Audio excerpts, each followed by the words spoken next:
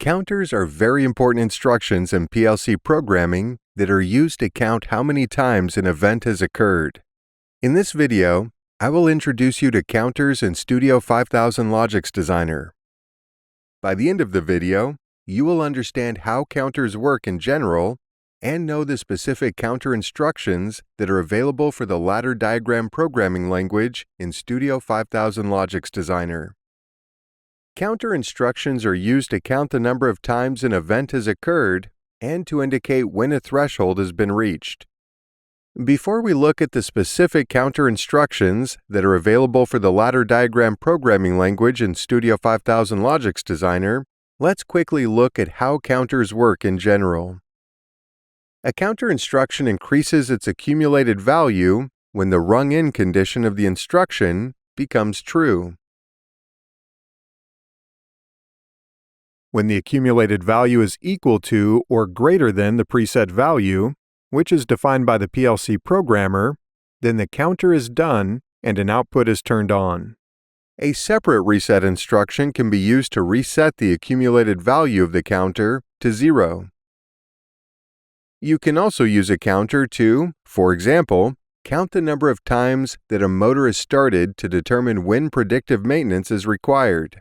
We work through an application like this in Learn Logix 7, which is our course on using timers and counters in your PLC programs. Now that you know how a counter works in general, let's look at the specific counter instructions that are available for the ladder diagram programming language in Studio 5000 Logix Designer. If you are an operations manager or a maintenance manager looking to train your technical team on the specific equipment you have on site, RealPAR's custom training might be the right fit for you.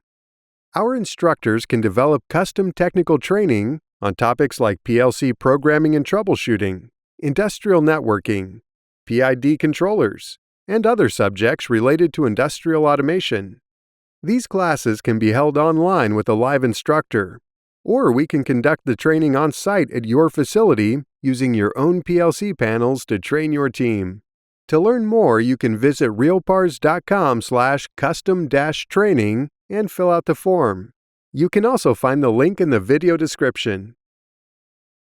The Count Up instruction, or CTU, is used to count the number of times that an event has occurred using an incrementing counter that starts at 0.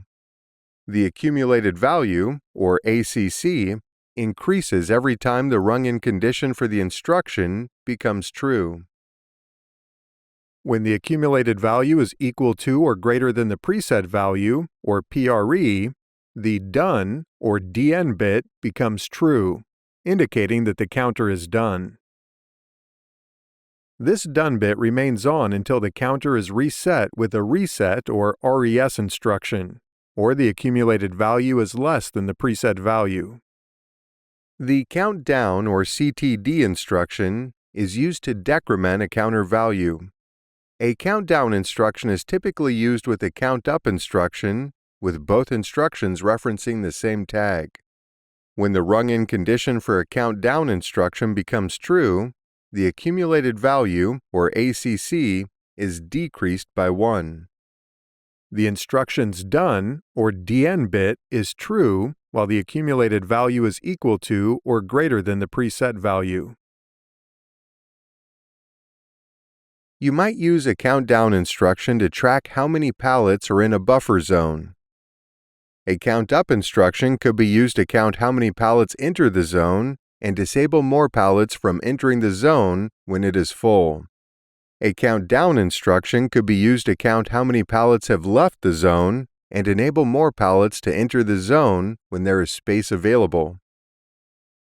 Since the accumulated value of a counter can continue to increase or decrease when the counter is done, there is a risk that the accumulated value will overflow or underflow.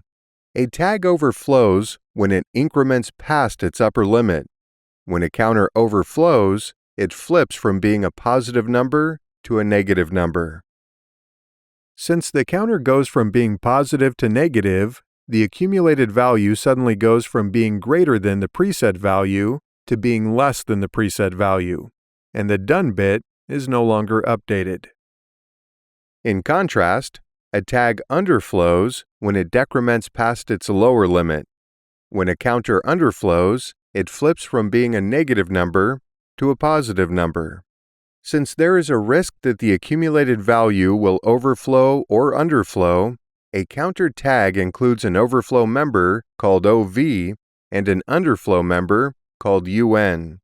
You can check these bits to determine if an overflow or underflow has occurred.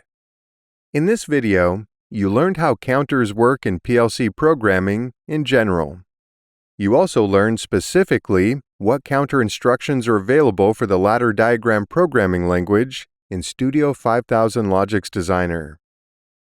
Although they are outside of the scope of this video, you should be aware that there are other types of counters available for other programming languages, like function block diagram and structured text, that behave slightly differently.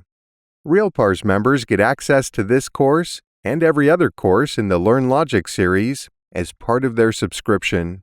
Learn more about RealPARS business using the link in the description below or by heading to realpars.com/business.